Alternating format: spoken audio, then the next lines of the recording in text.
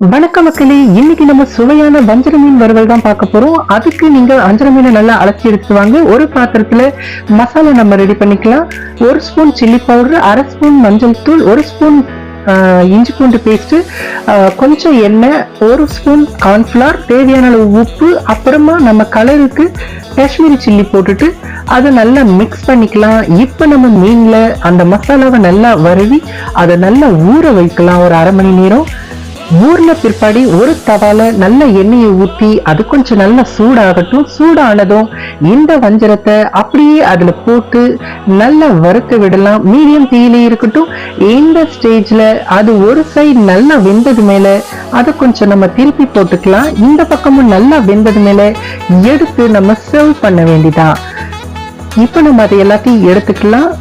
மக்களே, இது ரொம்பவே நல்லா வெந்திருக்கு, கிறிஸ்பியா இருக்கு. சாப்பிட்டு பார்த்து